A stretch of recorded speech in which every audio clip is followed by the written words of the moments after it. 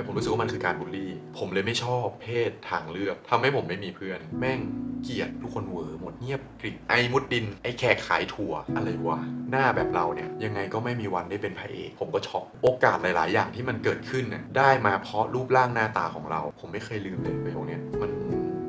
สิ่งที่ผมโดนมาเนี่ยผมรู้สึกหมดผมเจ็บหมดที่บ้านว่ายังไงที่มาเล่นซีรีส์วายนะครับเฮ้ยทำไมชีวิตมันเป็นแบบนี้วะสวัสดีครับทุกคนครับกลับมาพบกันอีกครั้งนะครับกับผมนะครับชาฮับครับเหตุผลนะครับที่ทำคลิปนี้นะครับสืบเนื่องมาจากการที่ฮับได้ทำช่อง YouTube ของตัวเองฮับบอกไว้ว่าถ้าเกิดว่ามียอด Subscribe ครบ 5,000 Subscribe ครับก็จะมาทำ Q&A ครั้งที่2นะครับเพื่อเป็นการขอบคุณ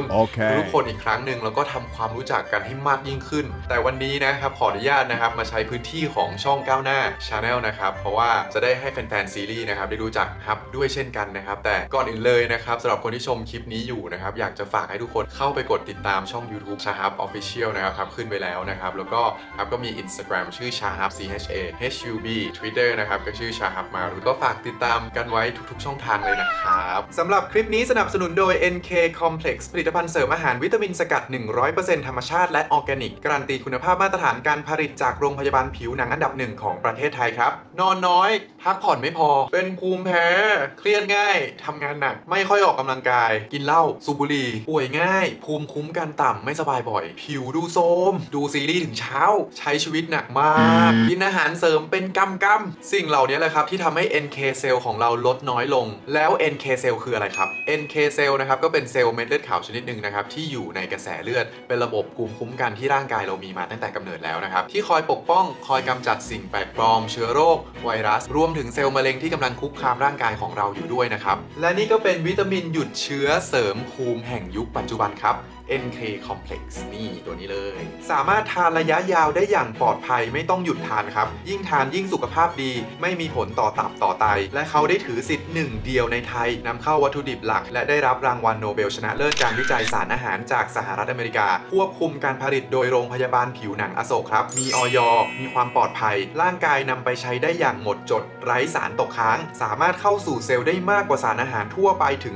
16เท่าพัฒนาให้การดูดซึมส่งตรงถึงเซลล์อย่างชาญฉลาดเขามีหน้าที่เสริม NK Cell โดยเฉพาะเลยครับเสริมภูมิหยุดเชื้อทำให้เราป่วยยากขึ้นต่อต้านอนุมูลอิสระบำรุงสายตาหลอดเลือดที่สำคัญเลยนะครับการันตีผลลัพธ์และความปลอดภัยโดยโรงพยาบาลเลยครับฝากร้านเก่งมากโอเคครับเรามาเริ่มกันเลยดีกว่านะครับวันนี้นะเราก็จะมาตอบคำถาม20เรื่องจริงเกี่ยวกับชาฮับคำถามแรกก็คือครับอยากจะแนะนำตัวกระชับสั้นๆคร่าวๆให้ทุกคนได้รู้จักนะครับสวัสดีครับผมชื่อชาฮับมารุตคูเมจินนะครับเป็นลูกครึ่งไทยอิหร่านคุณพ่อเป็นชาวอิหร่านครับเกิดวันที่13มิถุนายน2533ส่วนสูง180น้ำหนักอยู่ที่65กิโลกรัมครับเป็นศาสนาพุทธชื่อเล่นครับออกเสียงว่าชาฮับเป็นภาษาอิหร่านแปลว่านักรบถ้าเกิดเซิร์ชใน Google นะครับก็จะเห็นว่าประเทศอิหร่านเอาชื่อชาฮับไปตั้งชื่อเป็นกระสวยอวกาศอิหร่านปล่อยชาฮับ1ชาฮับ2ชาฮับ3อะไรเงี้ยคำถามอื่นๆนะสามารถไปดูที่ Q&A ครั้งที่1ได้เลยนะครับที่ช่องของฮับนะครับอันนี้ก็จะมีคำถามเบสิกส่วนตัวเยอะแยะมากมายเลยมาดูคำถามที่2กันดีกว่านะครับคำถามนี้ก็คือเวลาว่างชอบทำอะไรจะเป็นคนออกกำลังกายทุกวันเลยติดไปแล้วนะครับเช้าบ้างเย็นจะทุกวันเลยถ้าฝนไม่ตกจะเป็นคนชอบออกไปวิ่งจ็อกกิ้งรอบๆหมู่บ้าน1 ทุ่ม 2 ทุ่ม 3 ทุ่มอะไรอย่างเงี้ยครับตอนเช้าก็จะเป็นบางวันอย่างวันเนี้ยเช้าเนี่ยก็ออกไปวิ่งเหมือนกันตอนตี 4:30ครับผมจะเป็นช่วงที่แบบว่าวิ่งเสร็จแล้วแดดก็ยังไม่ออกฟ้ากำลังแบบเพิ่งจะสว่างพยายามหลีกเลี่ยงการโดนแสงแดดที่ไทยคือแรงมากทำให้ผิวแบบว่าดำง่ายมากซึ่งก็เป็นคนผิวเข้มอยู่แล้วนะยิ่งถ้าไม่ดูแลตัวเองนะครับไปใหญ่เลยนี่คือครับก็จะพยายามหลีกเลี่ยงแสงแดดตลอดนะครับอาจจะคาร์ดิโอในห้องด้วยนะครับวิดพื้นซิทอัพไปยกเวทยกดัมเบลที่อยู่ข้างหลังนี้ไปนะครับก็จะเป็นการออกกำลังกายแบบนี้ว่างไปกว่านั้นอีกครับก็จะมาทำคอนเทนต์นี่แหละทำเพื่อเก็บเมมโมรีให้กับตัวเองด้วยและให้กับคนที่ชื่นชอบเราจริงๆอยากรู้จักเราจริงๆเห็นตัวตนของเราจริงๆว่าเราชอบอะไรเราทำอะไรคอนเทนต์ของครับก็จะเป็นสิ่งที่ครับชอบทำสิ่งที่เราอยากทำแต่ตอนนี้ก็เริ่มคิดแล้วว่าอยากจะทำอะไรที่เป็นการให้กับคนดูจริงๆก็อยากให้ทุกคนได้รับชมคอนเทนต์ที่ดีนี้ดีกว่าว่างกว่านี้อีกช่วงนี้ก็คือฝึกเล่นกีตาร์นะครับซื้อกีตาร์ตัวนี้มานะครับวันที่16มิถุนายนปี2021เพื่อเป็นของขวัญวันเกิดให้กับตัวเองเอามา ฝึกเล่นมีความฝัน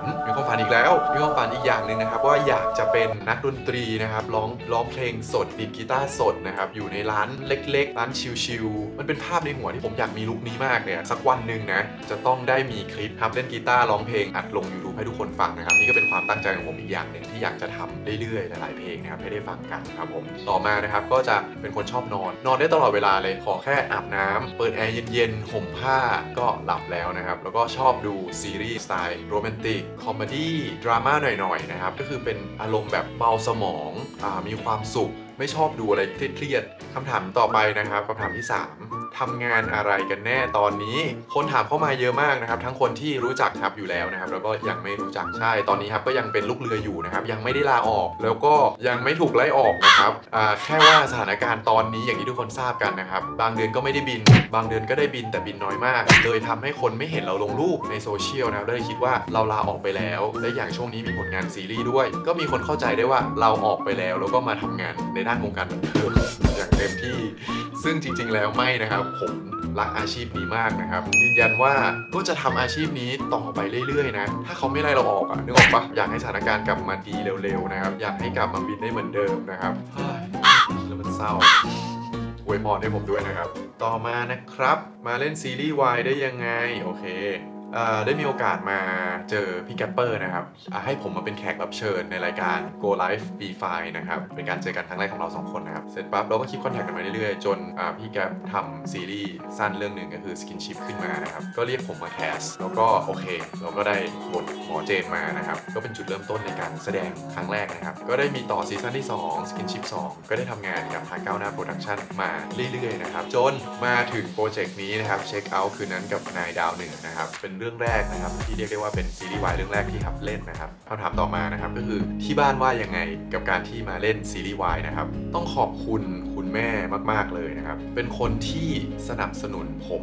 ทุกอย่างที่เห็นว่าเป็นโอกาสที่ดีและเราควรทำและทำได้เขาจะพูดเสมอว่าทำให้ดีที่สุดทำให้เต็มที่ที่สุดอย่างซีรีส์วายเนี่ยผมก็มาบอกเขาก่อนเอาบทให้ดู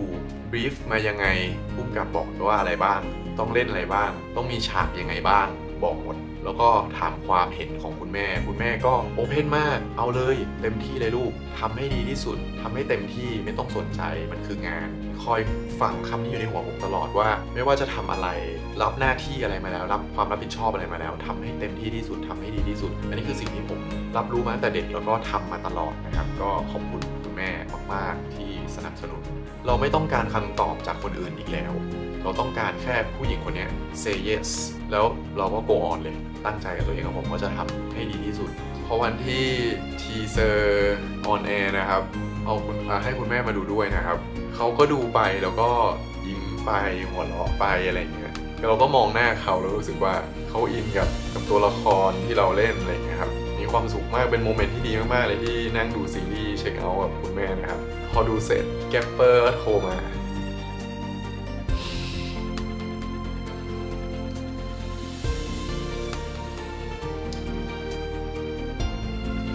พี่แกปเปอร์โทรมาแล้วก็คุยกับคุณแม่นะครับก็เขาก็ขอบคุณกันอะไรอย่างเงี้ยผมก็รู้สึกขอบคุณทางคุณแม่แล้วก็แกปเปอร์นะครับที่ให้โอกาสมันเป็นความสุขเล็กๆของผมอะเราไม่คิดว่ามันจะทัชเราขนาดนี้ผมก็ไม่รู้ว่าผลตอบรับมันจะออกมาเป็นยังไงผมแค่รู้สึกว่าผมอยากจะทำหน้าที่ของตัวเองให้ดีที่สุดเพื่อให้อย่างน้อยเราดูแล้วเรารู้สึกภูมิใจคุณแม่ดูแล้วก็คุณแม่ภูมิใจแล้วก็ขอบคุณที่แฟนๆนะครับชอบฟีดแบ็กก็คือเกินคาดนะครับขอบคุณมากจริงๆนะครับก็อยากให้ทุกคนติดตาม ต่อไปนะครับเราก็จะทำให้ดีที่สุดครับผมก่อนโอเคคำถามต่อไปนะครับก็คือดื่มแอลกอฮอล์ไหมสูบบุหรี่ไหมมีรอยสักหรือเปล่าพูดอย่างนี้ก่อนคุณแม่นะครับซีเรียสมากกับเรื่องการ ดื่มแอลกอฮอล์สูบบุหรี่มีรอยสักเจาะหูอะไรเงี้ยครับเป็นข้อห้ามเป็นกฎของที่บ้านเลยว่าต้องเรียนจบปริญญาตรีก่อนถึงจะดื่มแอลกอฮอล์ได้ซึ่งผมแอบดื่มตอนปี 4จำได้เลยพอดื่มเราก็รู้สึกไม่ได้ชอบขมอะไรวะกินเข้าไปได้ยังไงเป็นคนชอบกินของอร่อยพออะไรที่มันไม่อร่อยเราก็ไม่ชอบพอโตขึ้นนะครับก็ทำงานอะไรต่างๆนะครับเริ่มมีคำว่าเข้าสังคมอันนี้ยอมรับเลยก็คือเป็นคนดื่มได้ไม่ซีเรียสเลยตอนนี้นะครับแต่ว่าไม่ได้เป็นคนแบบว่าโหยหาอะไรก็มีจังหวะมีโอกาสอะไรก็ดื่มได้แต่สูบบุหรี่ก็คือไม่สูบมีความเป็นภูมิแพ้ด้วยต้องเล่นกีฬาเพื่อช่วยให้ตัวเองแข็งแรงสู้กับโรคภูมิแพ้เพราะไม่อยากกินยาอะไรอย่างเงี้ยครับแล้วก็ขอบคุณทุกคนนะครับผมอ่านคอมเมนต์นะครับมาพอสมควรเลยว่าทุกคนเป็นห่วงผมมากๆนะครับพยายามสูบให้ได้น้อยที่สุดแล้วให้มันมีประสิทธิภาพมากที่สุดในเรื่องของการแสดงเราทำซีรีส์เรื่องนี้ขึ้นมานะครับเพื่อที่จะเซิร์ฟให้กับทุกคนทั่วโลกเลยไม่ใช่แค่บางประเทศเราต้องการทำให้มันดูมีความเข้าถึงคนให้ได้มากที่สุดอันนี้ก็เป็นอีกเหตุผลหนึ่งที่อยากให้ทุกคนอาจจะเปิดใจหน่อยนะครับแล้วก็ส่วนตัวผมก็โอเคมากๆเลยมีการพูดคุยกันอย่างชัดเจนมีการขออนุญาตผู้ปกครองอย่างชัดเจนนะครับแล้วส่วนตัวผมก็โอเคที่จะทำอยากให้ทุกคนเข้าใจเปิดใจแล้วก็ดูรับชมอย่างมีความสุขรอยสักคุณแม่ขอร้องว่าไม่ให้สักไม่ให้เจาะหูไม่ให้เจาะอะไรเลยก็คือให้ตัวแบบคลีนที่สุดนะครับก็ผมก็โอเคก็ตามใจคุณแม่นะครับส่วนตัวก็ไม่ได้ชอบด้วยวันหนึ่งอนาคตผมอาจจะสักจริงๆก็ได้แต่ณตอนนี้ก็คือยังไม่ได้มีแพชชั่นในตรงนี้ว่าจะต้องสักคำถามต่อมานะครับคิดยังไงกับการลงรูปถอดเสื้อโอเคผมอย่างที่บอกนะเป็นคนที่ดูแลรูปร่างออกกำลังกายมาตลอดแล้วเรามีแพชชั่นของเรามีเป้าหมายของเราว่าเราอยากมีรูปร่างแบบนี้ถ่ายไว้เป็นแรงบันดาลใจให้ตัวเองด้วยได้ดูว่าเฮ้ยมันมีช่วงที่เราบอดี้เราเป็นแบบนี้นะแล้วก็สามารถที่จะเป็นแรงบันดาลใจให้คนอื่นได้ก็ยิ่งดีเลยเพื่อขอบคุณตัวเองแล้วก็เป็นเมมโมรีให้กับตัวเองว่าปีนี้เราก็หุ่นแบบนี้นะอีกปีนึงเราย้อนกลับมาดูว่าเฮ้ยหุ่นเราเป็นแบบนี้อะไรอย่างเงี้ยครับแต่ก็จะมีลิมิตก็คือจะไม่ได้ให้ดูยั่วยวนแล้วก็จะแค่เสื้อท่อนล่างก็คือจะก็เป็นกางเกงอะไรปกติแต่ในซีรีส์อย่างที่ทุกคนเห็นนะครับก็จะมีฉากที่ฮับใส่กางเกงในชัดเจนเลยเห็นเลยว่าฮับถอดเหลือแต่กางเกงในอันนี้ฮับมองว่ามันเป็นเรื่องของงานน่ะมันเป็นคาแรคเตอร์มันเป็นจังหวะมันเป็นบทมันเป็นเรื่องการ PR หลายๆอย่างผมมองว่าณโมเมนต์นั้นเขาไม่ใช่ผมเพราะว่าถ้าเป็นชาฮับก็ไม่ทำก็โอเคเข้าใจไม่ซีเรียสมองว่ามันไม่ใช่เราในการทำงานอย่างที่บอกต่อมาครับผมเคยโดนบูลลี่ไหมโอ้โหคำถามนี้พูดเลยว่ายาวเห็นแบบนี้นะผมคือโดนบูลลี่มาทุกช่วงชีวิตเลยจะเล่าให้ฟังตั้งแต่เด็กเลยดีกว่านะด้วยลุคคุณพ่อเราชัดเจนมากเวลาเรามารับมาส่งเราที่โรงเรียนทุกคนก็จะรู้รอบข้างก็จะรู้แหละว่าเราต้องมุสลิมชัดเจน 100% อะไรเงี้ยครับก็จะโดนล้อว่าไอ้แขกขายถั่วแขกปี้ขี้แตกแขกขายผ้าแขกไม่กินหมูอะไรอย่างเงี้ยเก็ตไหมเคยมีเพื่อนแบบนี้ในที่โรงเรียนใช่ไหมครับเราก็รู้สึกว่าเราโดนบูลลี่เรื่องศาสนาตั้งแต่เด็กบูลลี่เรื่องต่อไปคือตอนแรกผมเกิดมานะผมก็ใช้นามสกุลคุณแม่ก่อนนามสกุลผมตอนแรกคือนามสกุลไทยนะครับมารุตปราเสริฐศิลป์พอป.2 ปุ๊บมันมีกฎหมายตัวหนึ่งขึ้นมานะว่าเด็กที่เกิดในประเทศไทยสัญชาติไทยสามารถใช้นามสกุลของคุณพ่อได้ที่เป็นต่างชาติเท่านั้นแหละคุณพ่อพาไปเปลี่ยนนามสกุลเลยซึ่งนามสกุลคุณพ่อจริงๆออกเสียงว่าคูมเมดจีนแต่อะไรไม่รู้วันที่ไปอำเภอคุณแม่กับที่อำเภอตีออกมาว่ากูมุดดิน what ตอนนั้นผมก็เด็กอยู่เนาะเราก็ไม่สามารถที่จะมาดิสคัสอะไรกับเขาได้เราก็ต้องใช้ตามนั้นตอนโตก็จะมีคำถามแม่ทำไมไม่เคลียร์เขามันชัดเจนในเรื่องของการออกเสียงมันมีความหมายของมันเนาะหลังจากที่เปลี่ยนนามสกุลปักชื่อมาเด็กชายมารุตกูมุดดินเท่านั้นแหละโดนได้ฉายาใหม่เลยว่าไอ้มุดดินโดนบูลลี่ไปถึงคุณครูเลยคุณครูไม่เรียกชื่อผมแล้วคุณครูไม่เรียกผมว่าชาฮับไม่เรียกผมว่ามารุตแล้วเรียกผมว่านายมุดดินนายมุดดินนายมุดดินไอมุดดินเพื่อนไอมุดดินถ้าโดนล้อจะถูกเรียกว่ามุดดินไอมุดดินแต่ถ้าไม่ได้โดนล้อเรียกกันทั่วไปทุกคนก็ยังเรียกผมเหมือนเดิมชาฮับช่วงประถมจนถึงจบม.6ผมมีงานอดิเรกที่ผมชอบมากคืองานศิลปะผมจะเป็นคนที่แข่งประกวดวาดภาพระบายสีตลอดเลยผมชอบมากทุกครั้งที่มีการมอบวุฒิบัตรในโรงเรียนมันคือภาพจำอีกอันหนึ่งที่เรารู้สึกว่าเฮ้ยทำไมชีวิตมันเป็นแบบนี้วะทุกครั้งที่มีการประกาศชื่อผมมันน่าจะเป็นความยินดีที่ทุกคนได้ยินแล้วปรบมือให้แต่ของผมมันจะมีเสียงหัวเราะสอดแทรกมาตลอดแล้วมันจะประกาศไปทั่วเลยตั้งแต่เด็กป.1 จนถึงป.6 จนถึงม.6 คนก็จะแบบเชี่ยคนอะไรวะนามสกุลมุดดิน อันเนี้ยคือทำให้ผมอายมากผมอายนามสกุลตัวเองมากจริงๆตอนนั้นผมรู้สึกอายมากๆไม่ภูมิใจเลยกับนามสกุลนี้นะครับแต่ก็ขัดไม่ได้คุณพ่อเขาอยากให้เราใช้แต่คือคุณพ่อเขาก็ไม่ได้รู้ว่ามันมีความหมายว่าอะไรเขาไม่ได้สนใจว่า pronunciation ภาษาไทยมันออกเสียงยังไงเขารู้แค่ว่านามสกุลเขาเป็นนามสกุลที่ไพเราะมากคูเมดดินถ้าอยู่ที่อิหร่านมันเป็นนามสกุลที่แบบดีมากเข้าใจไหมแต่กับเราเราถูกบูลลี่ในเรื่องของการออกเสียงที่มันผิดเพี้ยนไปในเรื่องของความหมายยาวเลยมุดดินเนี่ยยาวมาจนถึงช่วงประมาณเข้ามหาลัยบูลลี่ดอกต่อมามันเกิดขึ้นตอนช่วงมหาลัยครับผมเป็นลุคที่เหล่า LGBT ชอบใช้คำนี้ดีกว่าตอนนั้นนะผมมีทัศนคติที่ไม่ดีมากๆกับเพศทางเลือกเพราะว่าพอเรามีเพื่อนผู้ชายปุ๊บแล้วเราเดินกับใครก็ตามที่เป็นผู้ชายคนนั้นน่ะจะโดนล้อว่า2คนนี้แม่งต้องเป็นแฟนกันแน่เลยต้องเป็นคู่เกย์กันแน่เลยนึกภาพออกไหมเป็นอย่างเงี้ยซึ่งผมไม่ได้คิดอะไรแต่ดันเป็นว่าเพื่อนผมไม่พอใจไม่ชอบแม่งคบกับชาฮับเดินกับชาฮับโดนเมาว่าเป็นเกย์แล้วเขาก็ตีตัวออกห่างผมแบบเนี้ยแทบทุกคนเลยผมเดินกับใครเป็นประเด็นหมดที่เป็นผู้ชายนะแต่ก็ยังจะมีเพื่อนอยู่อีกคนนึงสุดท้ายแล้วผมเหลือเพื่อนผู้ชายคนเดียวในมหาลัยนะชีวิตมหาลัยผมตั้งแต่ปี1ถึงปี4ถามว่ามันก็เพียงพอแล้วแหละเราไม่ได้ต้องการเพื่อนเยอะแต่แค่ว่าเราเจอการบูลลี่แบบนี้มันเรียกว่าการบูลลี่ได้ไหมผมไม่รู้แต่ผมรู้สึกว่ามันคือการบูลลี่มันเป็นการไม่ให้เกียรติกันมันไม่ให้เกียรติเพื่อน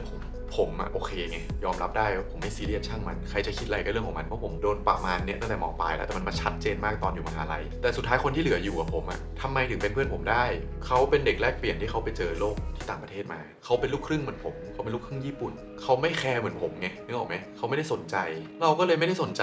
ใช่ก็เลยเป็นเพื่อนกันได้ทำไมคนถึงมองแบบนี้แล้วเพื่อนเราหายไปหมดอะไรเงี้ยผมเลยไม่ชอบเพศทางเลือกที่ทำไมเขามาจัดผมแบบนั้นมาจัดเพื่อนผมแบบนั้นทำให้ผมไม่มีเพื่อนผมคิดอย่างนั้นจริงๆทุกคนมันเป็นความคิดที่เกิดขึ้นจริงๆกับผมนะตอนนั้นนะแล้วประเด็นที่หนักกว่านั้นคือผมมีผู้ชายมาจีบตรงๆมาทักมาจีบเนี่ยเยอะมากช่วงมหาลัยนะครับจนเราแบบเกลียดไม่ชอบเราก็ไม่น่ารักกลับไปคือเมื่อไหร่ที่มีเพศทางเลือกมาทักเราในเวจีบผมจะรีแอคกลับไปแบบไม่น่ารักก็คือ no ไม่อย่ามายุ่งไม่เว้ยไม่ชอบเว้ยกลายเป็นคนที่เขาเข้ามาหาเราในเวที่ positive กลายเป็น negative เขาก็ออกไปแบบ negative กับเราจนมันเกิดเหตุการณ์ที่ว่าคนกลุ่มนี้สุดท้ายวนกลับมาเจอเราในเรื่องของการทำงานมันเลยทำให้เรารู้สึกว่าแม่งโลกมันแคบว่ะเราเริ่มเปลี่ยนทัศนคติใหม่เริ่มมานั่งคุยกับตัวเองว่าเกิดอะไรขึ้นโอเคเราไม่ได้ทำใจเราต้องคิดให้ได้ก่อนว่าทุกคนที่อยู่รอบข้างเราเหตุผลที่เขาเข้าหาเราคืออะไรถ้าเหตุผลที่เขาเข้าหาเรามันเป็นเรื่องบวกก่อนเขาชอบเราอยากจะรู้จักเราในรูปแบบไหนก็ตามแต่มันคือคำว่าชอบมันคือคำว่าบวกpositive เราก็ต้อง positive กลับไปแต่เราต้องชัดเจนกลับไปก็คือเฮ้ยเราเป็นเพื่อนกันนะเราเป็นพี่เราเป็นน้องกันนะเราไม่ได้คิดกับนายแบบนั้นเราคุยกันได้เราต้องชัดเจนบอกเข้าไปจุดประสงค์เข้าไปเลยซึ่งมันเวิร์กมากทุกคนแล้วถ้าอีกฝั่งนึงเขายืนยันว่าเขาไม่โอเคเขาไม่อยากเป็นเพื่อนเราเขาอยากเป็นมากกว่าเพื่อนแต่สุดท้ายเมื่อเขาตื้อมาเรื่อยๆแล้วเขาเห็นว่าเราชัดเจนมันไม่เกิดผลมันไม่คืบหน้ามันได้แค่เพื่อนเขาก็จะเฟดตัวออกไปเองแต่ถ้าเขาอยากจะเป็นเพื่อนกับเราอยู่ก็เป็นเพื่อนกันต่อไปซึ่งผมมองว่าเฮ้ยอันนี้มันคือทางออกที่ดีมากแล้วมันคือการที่ว่าเราให้เกียรติเราให้เกียรติเขาที่เขาเป็นเขาจริงๆไม่ว่าเขาจะเป็นอะไรเขาจะเป็นยังไงสุดท้ายเราเป็นเพื่อนกันได้เรารู้จักกันได้เราคบกันได้เราทำงานด้วยกันได้พอเรามาเจอกันณโมเมนต์อื่นในอนาคตมันก็มองกันในมุมบวกเหมือนเดิมไม่ได้มีทัศนคติลบเหมือนเมื่อก่อนเรื่องบูลลี่ต่อไปยังไม่จบทุกคนเรื่องบูลลี่เยอะมากพอเข้ามาทำงานแล้วเหตุเกิดจากการที่เรารูปร่างหน้าตาแบบนี้แหละเราก็ปูโปรไฟล์เรามาเต็มที่เราก็เป็นเด็กเรียนจบ3 ปีครึ่งเกียรตินิยมอันดับ1เป็นนักกีฬายูโดมหาลัยได้ทุนเรียนโทต่อด้วยทุนเรียนดีปูโปรไฟล์เรามาให้เต็มที่ที่สุดเท่าที่เราจะทำได้เพื่ออะไรเพื่อจะได้เบิกทางให้ตัวเองในการหางานได้ในอนาคตเราก็ไปสมัครงานได้เป็นเลขาผู้บริหารธุรกิจเกี่ยวกับห้างสรรพสินค้าถูกบูลลี่จากสายตาเพื่อนร่วมงานว่าเราได้งานนี้เพราะใช้เหมือนเราเป็นเด็กเขาใช้รูปร่างหน้าตาเลยสัมภาษณ์ผ่านแบบนี้เลยจริงๆถูกมองแบบนี้เป็นปีผมก็อดทนตั้งใจทำงานเราก็ปล่อยเขาพูดไปนึกออกไหมครับเราไม่ได้ไปแก้ตัวไม่ได้ไปอะไรเลยก็ปล่อยทุกคนพูดไปแล้วให้ทุกคนดูเอาว่าเราทำอะไรประมาณปีหนึ่งทุกคนเริ่มเห็นละเริ่มรู้จักเรามากขึ้นทำงานด้วยกันเริ่มเห็นวิธีการทำงานของเรากับเจ้านายเริ่มเห็นการทำงานของเราจริงๆจนเรื่องนี้มันหายไปจากหัวเขาเองจนเกิดการยอมรับเกิดขึ้นว่า เฮ้ยไม่ใช่วะใช่ครับก็เป็นคนทำงานปกติมาทำงานปกติไม่ได้เป็นเด็กใครไม่ได้มีใครเลี้ยงใช้ชีวิตปกติมีรายได้แค่นี้ใช้แค่นี้อยู่แค่นี้เป็นแค่นี้ไม่ได้มีอะไรเกินตัวเลยมันเกิดจากการบูลลี่ที่เขาตัดสินเราจากรูปลักษณ์ภายนอกนะครับเราก็มีภูมิคุ้มกันจากเรื่องนี้มาประมาณนึงละบูลลี่อีกดอกนึงเกิดขึ้นตอนช่วงที่ประกวดประมาณ21-22ผมไม่ได้เป็นพิมพ์นิยมที่คนไทยชอบต้องยอมรับเลยนะครับคมเข้มแบบนี้เอาจริงๆมันก็มีคนชอบแหละแต่ไทป์ที่คนไทยชอบคือขาวตีอันนี้ต้องยอมรับจริงๆแล้วก็มีคอมเมนเตอร์ท่านหนึ่งนะครับก็พูดขึ้นมาในรายการว่าเพราะมันเป็นคำพูดที่มันแบบมันตอกย้ำในหัวใจเรามากเลยที่เขาพูดว่าหน้าแบบเราเนี่ยโครงหน้าแบบเราเนี่ยยังไงก็ไม่มีวันได้เป็นพระเอกเขาพูดแบบนี้จริงๆแล้วก็พูดต่อหน้าทุกคนในรายการพูดต่อหน้าแฟ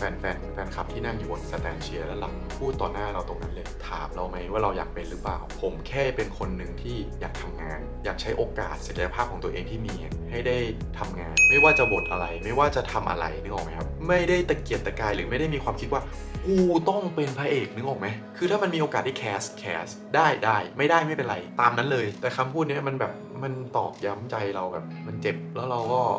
าเคารพผู้ใหญ่ท่านนั้นมากนะเราไม่โกรธไม่อะไรเขาเลยผมไม่โกรธผมพูดจากใจผม100%แต่ผมแค่รู้สึกว่าเป็นผมจะไม่พูดหรือเขาพูดเพราะว่าต้องการให้มันมีรายการดูน่าสนใจให้มันเป็นเรตติ้งหรอผมก็ไม่รู้ไงแต่คำพูดนั้นมันติดอยู่ในใจเราไปแล้วซึ่งผมก็ช่างแม่งเถอะอะไรเงี้ยก็โดนไปอีกดอกนึงพอมาทำงานเป็นแอร์สจ๊วตผมก็มาสมัครเป็นลูกเรือใช่ไหมครับแล้วที่พีคที่สุดก็คือวันก่อนที่ผมจะได้บินพอเราเทรนทุกอย่างเสร็จหมดแล้วเหมือนผมมีเซนส์บางอย่างมีภูมิต้านทานกับเรื่องที่คนดูถูกเรื่องหน้าตาเราว่าโอกาสหลายๆอย่างที่มันเกิดขึ้นได้มาเพราะรูปร่างหน้าตาของเราซึ่งผมบอกทุกคนไว้ตอนนี้เลยว่าสำหรับผมนะคำว่า beauty ความสวยงามทุกคนมีหมดทุกคนมีเอกลักษณ์ของตัวเองหมดอยู่ที่ว่าคุณจะดูแลตัวเองมากน้อยแค่ไหนคุณอยากให้ตัวคุณเองเป็น the best version ของคุณได้มากแค่ไหนผมดูแลตัวเองหนักมากนะครับผมเป็นคนหนึ่งที่ดูแลตัวเองรักตัวเองมากอยากให้ตัวเองดูดีที่สุดเท่าที่เราจะดูดีได้ไม่ใช่ว่าผมเกิดมาแล้วผมเป็นแบบนี้นึกออกไหมถ้าผมไม่ดูแลตัวเองผมไม่ออกกำลังกายผมไม่ดูแลผิวไม่ทาครีมไม่ทานวิตามินผมจะเป็นผมแบบนี้ไหมไม่มีทางเหมือนกันคุณก็เหมือนกันถ้าคุณรักตัวเองจริงๆคุณดูแลตัวเองจริงๆคุณก็จะเป็นคุณที่เป็น the best version ของคุณแล้วคุณจะดูดีแล้วคุณจะมีเสน่ห์ที่สุดในแบบของคุณผมขอพูดงี้ดีกว่านะเหมือนเรามีภูมิต้านทานในเรื่องของการบูลลี่ที่ทุกคนคิดว่าเราได้โอกาสต่างๆมาได้เพราะแค่รูปร่างหน้าตาโดยที่ไม่ดูเลยว่าตรงนี้เรามีนะความสามารถเรามีนะเราตั้งใจเรียนนะเราตั้งใจทำงานนะเขาไม่สนใจในส่วนนี้ของเราความคิดผมก็เหมือนเดิมก็ทำทุกอย่างให้ดีที่สุดเราอยากเทรนให้ดีที่สุดเพื่อที่เกิดเหตุฉุกเฉินแล้วมีองค์ความรู้เอาไปใช้ในการทำงานได้มากที่สุดให้คนยอมรับในความสามารถเราอยากทำงานกับเราให้ได้มากที่สุดโอเคกลับมาที่ไทยก่อนที่จะบินก็มีผู้ใหญ่ท่านหนึ่งเข้ามาในห้องประชุมแล้วก็ชี้ผมต่อหน้าทุกคนในห้องเลยแล้วพูดว่ารู้ไหมว่าคนนี้เข้ามาได้เพราะอะไรแล้วก็บอกว่าเข้ามาได้เพราะหน้าตาผมไม่เคยลืมเลยประโยคนี้ผมรู้สึกว่านี่ขนาดผมมีรางสังหรณ์แล้วผมก็พยายามทำหน้าที่ในเรื่องของการเทรนให้ดีที่สุดแล้วนะยังจะโดนอีกทั้งที่ผมเชื่อว่าเขาเป็นคนที่สามารถขอดูคะแนนของทุกคนได้เลยว่า performance เป็นยังไงตอนที่เทรนอยู่ที่นู่นมีรีพอร์ตอะไรไหมทำอะไรไม่ดีไหมเขาเช็คได้เลยก่อนที่เขาจะพูดแต่ผมไม่รู้ว่าเขาเช็คหรือเปล่าผมก็ช็อกแล้วทุกคนที่ฟังที่เป็นเพื่อนเราที่อยู่ในนั้นที่เขารู้จักเราไปกินไปนอนด้วยกันอยู่ต่างประเทศด้วยกัน3 เดือนเขารู้ว่าผมเป็นคนยังไงทุกคนเวอร์หมดเงียบกริบทุกวันนี้สิ่งที่ยังโดนบูลลี่อยู่ก็เป็นเรื่องของการที่เรามีรูปร่างหน้าตาแบบนี้เราได้รับโอกาสหลายๆอย่างโดยที่เราไม่ได้ใช้ความสามารถของเราก็อยากจะบอกว่าผมเชื่อว่าทุกคนโดนหมดบางคนอาจจะมองว่าผมอาจจะไม่โดนผมโดนตั้งแต่เด็กจนถึงทุกวันนี้แต่สิ่งเหล่านี้มันทำให้เราเรียนรู้ว่าเราโดนอะไรมาเราอย่าไปทำกับเขาสิ่งที่ผมโดนมาเนี่ยผมรู้สึกหมดผมเจ็บหมดมันทำให้ผมบอกตัวเองว่าผมจะไม่ทำแบบนี้กับคนอื่นไม่ว่าคุณจะเคยทำหรือเปล่าหรือคุณถูกกระทำอย่าทำเลยถ้าเรารู้ว่าสิ่งนี้มันคือการบูลลี่เป็นการไม่ให้เกียรติใครถ้าเราคิดก่อนพูดได้ณจังหวะนั้นอย่าพูดอย่าทำแต่ถ้ามันพังปากออกไปแล้วมันพูดมันทำออกไปแล้วขอโทษซะง่ายมากครับยกมือขอโทษเลยมันมีแบบว่าปมหลายๆอย่างที่มันทำให้คนคนหนึ่งมันรู้สึกได้จริงๆแล้วกว่าเขาจะเคลียร์ปมนั้นได้ด้วยวุฒิภาวะของเขามันใช้เวลานานมากกว่าเขาจะเข้าใจโลกเข้าใจมนุษย์แล้วเข้าใจตัวเองจนถึงจุดที่เขาสามารถลบปมนั้นออกจากใจเขาได้มันใช้เวลานานมากสิ่งที่ผมบอกเสมอเลยกับตัวเองนะครับตอนนี้คือผมโอเพนมากกับการที่ใครจะเข้ามาหาผมตอนนี้แต่สิ่งที่ผมสกรีนเรื่องแรกเลยคือ คือการให้เกียรติตัวเองและให้เกียรติคนรอบข้างเนี่ยเป็นสิ่งที่สำคัญที่สุดที่ผมสกรีนคนที่จะเข้ามาหาผมนะแล้วก็เรื่องที่รองลงมาคือเรื่อง attitude ความคิดผมอยากอยู่ใกล้กับคนที่มี attitude ที่ดีเป็นคน positive ถามว่าคนอื่นที่เข้ามาที่ไม่ได้อยู่ในสิ่งที่ผมคาดหวังไว้เข้ามาได้หมดครับแต่คุณก็จะไม่ได้ใจผมข้อสุดท้ายก็คือเคล็ดลับดูแลสุขภาพสำหรับตัวฮับเองนะครับเห็นฮับแข็งแรงสมบูรณ์แบบนี้นะครับฮับก็มีปัญหาสุขภาพเหมือนกันที่ฮับต้องออกกำลังกายไปวิ่งจ็อกกิ้งทุกเย็นนะครับเพราะว่าฮับเป็นภูมิแพ้ครับผมภูมิแพ้อากาศภูมิแพ้ความชื้นภูมิแพ้ฝุ่น3 ปีให้หลังมานี้นะครับฮับก็ต้องทานยาแก้แพ้ก่อนนอนวันละเม็ดทุกวันเลยเพราะว่าออกกำลังกายอย่างเดียวเอาไม่อยู่แล้วก็ตั้งแต่ที่ฮับมีโอกาสได้ทำงานกับทางโรงพยาบาลผิวหนังอโศกนะครับฮับก็ได้เห็นได้รู้จักแล้วก็ได้ใช้ผลิตภัณฑ์หลายๆตัวของทางโรงพยาบาลนะครับจนมาถึง NK Complex ที่เข้ามาเดือนแรกนะครับฮับทานวันละ2 เม็ดเพื่อเร่งสร้างภูมิต้านทานให้กับตัวเองให้ได้มากที่สุดพอเข้าเดือนที่2เท่านั้นครับฮับสามารถหยุดยาภูมิแพ้ได้เลยแล้วก็ไม่มีอาการแพ้อีกเลยตอนนี้ก็รู้สึกสบายตัวขึ้นเยอะเลยนะครับไม่ต้องกังวลว่าวันนี้จะฝนตกไหมวันนี้จะมีอาการภูมิแพ้หรือเปล่าน้ำมูกจะไหลไหมบางวันถึงขั้นมีไข้อ่อนๆและสิ่งที่ได้มากกว่านั่นก็คือเรื่องผิวพรรณแต่ปีนี้คลินิกปิดตลอดแทบจะทั้งปีเลยครับไม่ได้เข้าไปทำทรีทเมนต์เลยแต่ผิวพรรณนะครับก็ยังดูดีดูใสดูอ่อนวัยอยู่มันช่วยได้จริงๆฮับเลยตัดสินใจเข้าไปคุยกับทางโรงพยาบาลผิวหนังอโศกนะครับขอเป็นตัวแทนจำหน่ายอย่างถูกต้องเลยและนี่นะครับก็ได้เซอร์ติฟิเคตนะครับรองรับมาจากทางโรงพยาบาลว่าฮับเป็นตัวแทนจำหน่ายที่ถูกต้องนะครับสามารถจำหน่ายผลิตภัณฑ์ทุกตัวได้เลยของทางโรงพยาบาลผิวหนังอโศกและ NK Complex ก็เป็นผลิตภัณฑ์ตัวหนึ่งที่ฮับอยากจะแนะนำให้ทุกคนได้ทานเลยทุกคนสามารถทานได้เลยนะครับเพราะว่ามันเหมาะกับเราจริงๆเพราะว่าปัจจุบันอย่างที่เราทราบกันดีนะครับเชื้อไวรัสต่างๆเยอะแยะมากมายเลยภูมิคุ้มกันเราตก NK เซลล์ของเราอ่อนแอเราก็ต้องมีผลิตภัณฑ์เสริมอาหารที่ช่วยในการทำให้ NK เซลล์ของเราแข็งแรงมากที่สุดเพื่อที่จะไปต่อสู้ปกป้องเซลล์ต่างๆของร่างกายเรานะครับให้อย่างมีประสิทธิภาพที่สุดออกกำลังกายอย่างเดียวก็เอาไม่อยู่แล้วพิเศษสุดๆเลยนะครับสำหรับคนที่ชมคลิปนี้อยู่นะครับสามารถสั่งซื้อที่ฮับได้โดยตรงเลยนะครับจากราคาปกติ 2,290 บาทเหลือเพียงกระป๋องละ 1,690 บาทเท่านั้นนะครับเพียงแค่แอดไลน์พร้อมสั่งซื้อ1กระป๋องแรกนะครับฮับส่งฟรีให้เลยในประเทศไทยครับผมแอดไลน์มาได้เลยนะครับ Goods Deal TH อันนี้เป็น Official Line ที่ฮับดูแลเองอยู่นะครับสามารถสั่งซื้อที่ฮับได้เลยราคาพิเศษสุดๆเลยครับที่สำคัญเลยอย่าลืมดูแลสุขภาพกันด้วยนะครับก็ยาวเหยียดเลยนะครับหวังว่าจะฟังกันแบบเพลินๆนะไม่เบื่อแล้วก็รู้จักผมมากขึ้นนะครับในมุมมองที่ลึกมากๆเลยที่ไม่เคยพูดที่ไหนมาก่อนเลยทุกอย่างที่พูดไปนะครับไม่ต้องการที่จะชี้นำในทางที่ไม่ดีเลยต้องการที่จะแชร์ให้ฟังแล้วได้คติได้ข้อคิดอะไรดีๆกลับไปปรับใช้ในชีวิตตัวเองแล้วก็เตือนตัวเองด้วยว่าเราควรจะทำอะไรดำเนินชีวิตและคิดยังไงต่อไปนะครับก็ขอบคุณทุกคนมากๆนะครับที่ชมคลิปนี้อยู่นะครับอยากจะฝากให้ทุกคนนะครับติดตามช่อง YouTube ของผมด้วยนะครับชาฮับ Official ครับผมและนี่ก็เป็น10แฟกต์ที่ฮับอยากจะมาแชร์ให้ทุกคนฟังนะครับในคลิปนี้นะครับมีคำถามอะไรพิมพ์เข้ามาด้านล่างนี้ได้เลยนะยังไงก็ฝากเป็นกำลังใจให้ผมด้วยนะครับผมก็จะตั้งใจทำคอนเทนต์ดีๆต่อไปเรื่อยๆนะครับสำหรับคลิปนี้นะครับก็ขอลาไปก่อนนะครับแล้วเดี๋ยวเจอกันต่ออีก10แฟกต์นะครับในคลิปต่อไปครับโอเคสวัสดีครับ